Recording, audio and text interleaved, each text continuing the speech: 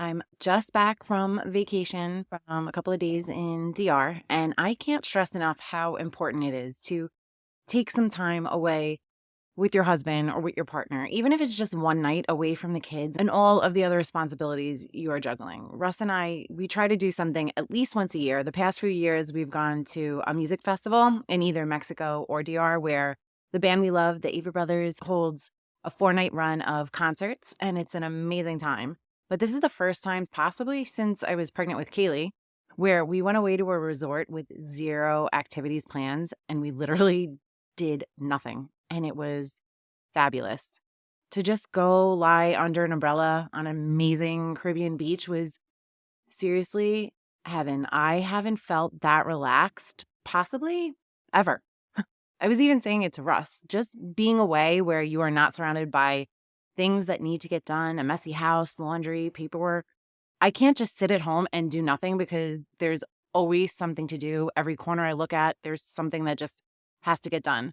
I can take a bath or do yoga for a half hour, but once that self-care time is over, once that me time is up, there's no just sitting and doing nothing. But on a beach, the only thing I allowed myself to do was read, and it was just exactly what I needed. It's exactly what we both needed. We are blessed enough to have my mom living with us, so she watched the kids. And maybe you don't have family that you could just leave your kids with for a few days, but I'm sure there is that someone that you can get to take them overnight. If not a family, maybe a friend, and you can always offer to repay the favor.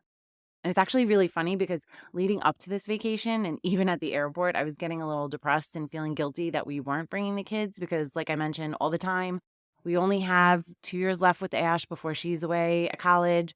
So I really want to make the most family memories as we can. But once I got to that resort, that all went away really fast. There was even one point during the week where the kids were each texting me, complaining about the other, and I literally wrote to them to stop texting. And Rush just reminded me in a joking way that it's funny that just a few days ago, I was really sad that the kids weren't with us. So even though we didn't get to make those memories with the kids, we made memories for us. And if you follow me on Instagram, you also saw that I did make it up for every sunrise. Even on vacation, I have my morning routines. I would wake up at 6:15, get ready for the beach, go down, get our spot, which was a Bali bed overlooking the beach. It was fabulous. I'd walk down to the beach, watch the sunrise, go grab a cappuccino on my way back, go back to the Bali bed, relax a little, then text the kids, make sure they were up, make sure they got out the door in time for school. Then I'd read for a bit, and then Russ would get up, we'd go to breakfast, and it was the perfect morning every day. And people think I'm crazy setting an alarm to wake up that early on vacation when I could sleep in. But when there is a sunrise that beautiful right outside, I actually think y'all are the crazy ones that don't get up to see it. They really are such a gift. And if you follow me on Instagram, you saw what I'm talking about. And if you don't follow me, you can still go and check them out on my Instagram page, mom.wife.career.life under highlights. So all of that has nothing to actually do with today's topic, but it does have to do with our theme for the month of February, which is strengthening your relationships. I spent last week strengthening my relationship with Russ. And like I said, the stronger your relationships and your support system are, the better your work-life balance. So today, we are focusing on the work part of your work-life balance and the relationships you have in the office. You spend more of your waking hours with your work people than you do with your family, at least during the week. So today, we'll be talking about how to build better relationships with your coworkers. Are you feeling overwhelmed trying to juggle all the many hats you wear as a working mom? Do you want more quality time with your family without distraction of work and time alone to take care of yourself and your needs? Welcome to Mom Wife Career Life. I'm Kerri, a wife, mom of 3, and a recovering perfectionist. In this podcast, I will teach you how to create balance in your life by implementing healthy habits, organizing your home and your schedule, being intentional with your time and in your relationships, and most importantly, how to start putting your needs first because no one can pour from an empty cup. Grab that second cup of coffee, or if you're anything like me, your third. It's time to dive into today's episode of Mom Wife Career Life. As working moms, work is such a large portion of our week. It's at least 40 hours, and that's not counting the commute time. If you don't have good time management at work, then you're probably putting in over 40 hours a week. In my coaching sessions, I walk you through how to be more efficient and cut out time wasters, not only in your personal life, but also at work. The more efficient you can get at work, the easier it is to close that computer or walk out that door at 5 p.m. and not feel that pressure or guilt to work those extra hours. And the easier it is to set those boundaries and not check your emails after hours or on weekends. The easier it is to take back control of your time. To get more info on my coaching sessions, you could check out my website or just check out the link in the show notes. I never understood how people could come to work, be so grumpy and toxic and so hard to work with. Why wouldn't you want to actually enjoy work if you could? I've always been the type to try to make work as fun as possible, no matter what role I was in. I build relationships, make friends, help where I can, and try to make every interaction a positive one, even when it's a tough conversation. I'm not saying you have to love your job. I can honestly say I don't love mine right now, at least. But if I showed up every day with a negative attitude, that's 40 plus hours a week of negativity. And being that the average person is really only awake for around 112 hours a week, that's spending over a third of your week in a negative space. And negative vibes do not promote balance in any aspect. So we need to do what we can to keep that positive energy up in all aspects of our life. And today our focus is on how to be a better coworker. So let's jump in. Number one, this is the number one rule in life with all humans, not just coworkers. Be kind. I have seen a lot in my 20 plus year career.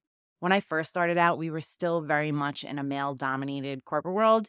It totally still is, but at least there is a different level of acceptance and respect when it comes to women interaction.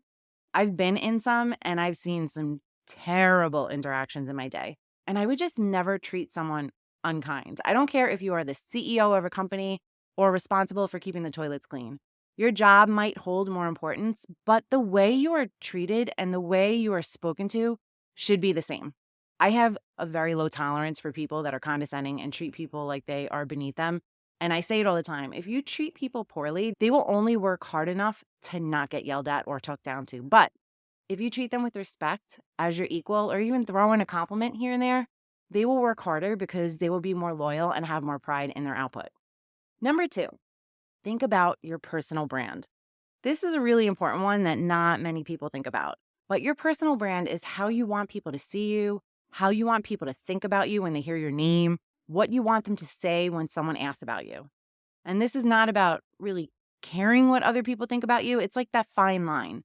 You should want people to think positively about you when it comes to the work that you do. At work, it's the perception or the impression you make on your colleagues. As we go through the rest of the tips, really think about each one of them and reflect on your personal brand. If you do each of these, then you're really building a brand for yourself that will help you and your future self. And if you don't, start being more intentional to improve each of these areas. So that brings us to number three, offer support and help when asked. Be willing to help your coworkers when they need assistance, whether it's offering some guidance on a project, helping them out with their workload when they are swamped and maybe you have a little downtime, or if they are new, showing them how to do something. I rely on my team to train the newbies all of the time. Remember, you were new once, and it's really hard to be the newbie, especially in the age of technology where I'm sure you have a bunch of different systems you have to work with. And if you're remote, it's not like you can just go up to someone's desk and ask them to show you how to do something. So offer that hand. Number four, collaborate and share ideas. Be open to collaborating and sharing ideas, especially if you have a process of doing something that really works for you, is efficient, and maybe even cuts time and headaches from your job. Share the knowledge. A few years ago, we were dealing with an issue at work that was causing the account a lot of headaches, and my manager told me to reach out to a coworker who had dealt with something similar, and she asked me to reach out to him to ask him for help. And it wasn't really a big ask. I'll never forget this. I reached out to him, told him the situation, let him know that my manager said he would be a great support, which, by the way, she was also his manager too. And his response was, "It's not my job to get involved in that. I'm sorry, too busy." My jaw literally dropped. Don't be that person. If you can help someone, do it. You will need someone's help someday, and you don't want to be on the receiving end of that response because it sucks. Plus, that collaboration could really help your career in the long run. Your coworker today could be your boss tomorrow, so don't burn that bridge. Number five, be reliable and dependable. This one is really simple. Do a good job. Do your work. Do it well and consistently meet your deadlines. Don't wait until the last minute to work on something. Be on time for work, to meetings, and when you say you're going to do something, follow through with it. And if you can't for some reason, that brings us to number 6. Number 6, communicate. This is another big one for me. For me, you can never over communicate. If you're going to be late, let someone know. If you're struggling with your workload, let someone know. If you see that you're not going to be able to meet a deadline, let someone know. If anything is going on in your life that might affect how you show up to do your job, maybe that thing might just be mentally distracting, or maybe you need a little bit more of a flexible schedule, communicate it to your manager. If you don't communicate and you just show up late, you miss deadlines, you affect someone else's schedule because you missing that deadline means that they are going to miss theirs, get ahead of it and speak up. Just not showing up, just not submitting something, doing poor work is only going to make work and your life harder. If you speak up, there's a chance that your manager or your coworkers might be able to help you out, give you an extension, maybe even get additional support. But if you say nothing, bringing it back to number 5, you're showing that you're not reliable and dependable. And no one wants that. Number 7, respect each other's differences. Try to recognize and respect the diversity within your group. We tend to gravitate towards people that we find similarities with and can relate to, but it's really important to be open-minded. You also don't want everyone on your team and that you work with to be cookie cutters of each other. You want different perspectives, you want people to have different strengths, and you should take the time to try to see things, projects, hurdles from other people's perspective. It's how you learn and it's really how you grow. Number 8, practice active listening. This one goes hand in hand with respecting each other's differences. Take the time to actively listen to your coworkers during meetings or discussions. Take the time to actively show empathy and understanding by acknowledging their perspectives and their concerns. And don't cut people off. Let them finish their thoughts. This one is actually a really hard one for me. I used to cut people off all the time, and I made it a point to really work on it, and I became so aware of it. At first, I had to put myself on mute, so I had that extra layer of friction in there. I would have to consciously click the unmute button before interrupting, but now I've learned to bite my tongue and let them finish. I might still do it if they're going on a complete unproductive tangent and we are short on time, but I know when people cut me off and I don't get my full thought or perspective out, it really leaves me frustrated. Number 9, give credit where credit's due. I've seen this happen a lot over the years, both personally and by my coworkers, and it's really crappy to be on the other side of this one.